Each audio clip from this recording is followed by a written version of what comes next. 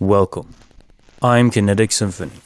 I hunt down and report on mysterious and weird, true stories, from glitches to the paranormal. Case file number 575, written by This is Temporary, 1213, The Feline Anomaly. So, in December 2020, our cat had 5 kittens. We kept 2 of them, a black one, Lucy, and a gray one, Smokey.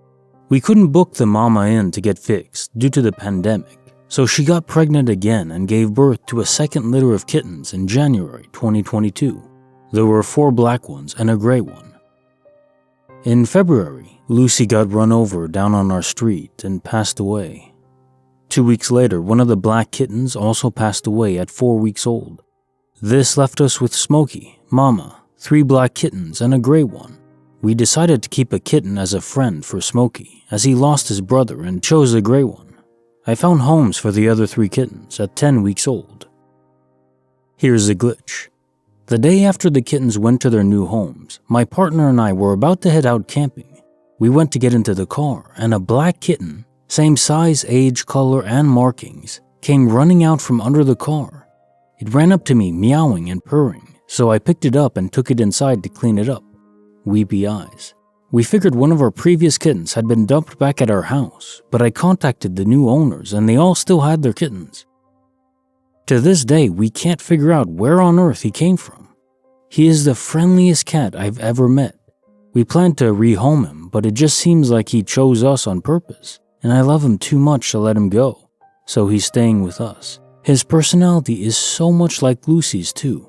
We never intended to keep Lucy either, but it was the same deal there. Way too friendly and loving for me to give away. Case notes, file number 575.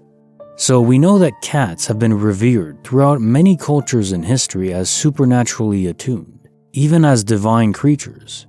Perhaps the universe chooses them as vessels of a sort. It's no surprise that the Matrix movie used a cat to symbolize a glitch in the system. A duplication, of course, where one is not possible. Perhaps one of those kittens was duplicated for some reason. Maybe for one reason or another, it's important in both you and your partner's life to have this specific kitten around. Either way, it sounds like you'll be loving caretakers for the little one. I was never much of a cat person myself, but since I had moved to Florida, my roommate there had a cat called Penelope. She wouldn't leave me alone, she demanded my attention, or else. And now I'm in North Carolina with my friend, who has 3 cats. One of them, Ritz, is the same way. Attention now, food slave. But honestly, even though I still consider myself more of a dog person, cats do give off a unique, irreplaceable vibe that I do like. Case file number 576, written by shabzxd. An extremely concerning bathroom experience. Okay, this happened 2 days ago, and no one in my friend group can help me figure out a logical explanation. I work in a building with a bunch of different business offices. We share a communal restroom outside in the common area. We can only get in with a key, and only employees from the various offices have keys.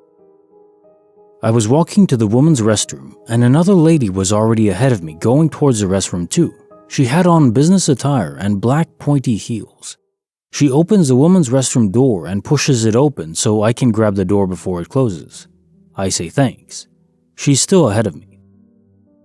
Now, the restroom only has 3 bathroom stalls, 2 small ones and 1 large stall on the far right.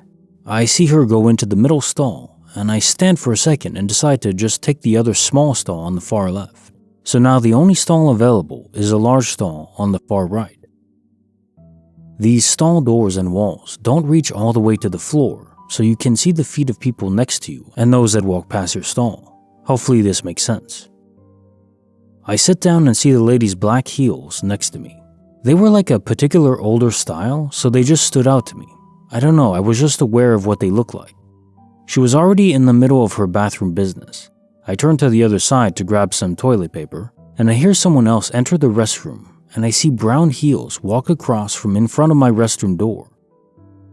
I see this pair of brown heels walk into the stall next to me, right where I had just seen black heels literally moments ago, seconds really, and it caught me off guard. I thought that maybe two people were having a meeting in the restroom, if you know what I mean.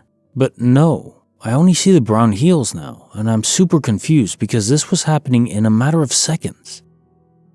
So I finish up super quick, and when I step outside, I see that both the small and large stalls are occupied. I bend down and see a black pair of heels in the large stall, and the brown pair in the stall next to me. And now I'm panicked, because I know for a fact that the black pair were in the stall next to me. And this wasn't like minutes long, these were moments. The lady who had on a black pair of heels was like peeing when the other lady walked in. So I don't understand how she suddenly flew into the large stall, materializing through the bathroom stall. I stood in the sink area for a second and was contemplating maybe asking these women what kind of prank they're pulling, but I already felt crazy, so I didn't want to scare two random women with what I just saw. I also had this weird, odd sensation that I saw something I wasn't supposed to.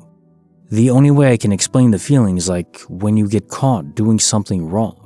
I had goosebumps, and I honestly felt like something dropped to the pit of my stomach.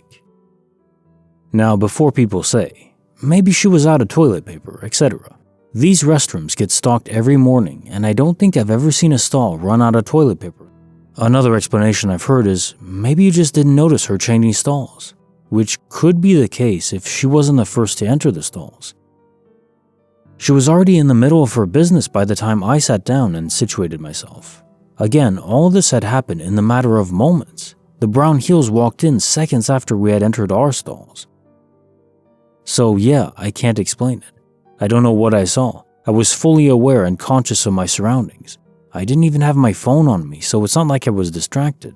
I had slept enough, I had my coffee, and I know it sounds crazy, but that's why I'm posting it here. Case file number 577, written by Ariestornado. Damien, my cat, has powers beyond this world. First, this just happened, and I want to type it out before I forget. To be honest, I have a terrible memory. I unfortunately picked up smoking cigarettes over the holiday season, and I went back out to smoke. My black cat, Damien, is almost 16 years old. He used to be indoor and outdoor, but as he's gotten older, he rarely goes outside unless it's nice out, and even then he doesn't leave the porch. It is currently raining and cold. I finished my food and came downstairs to go out to the porch to smoke.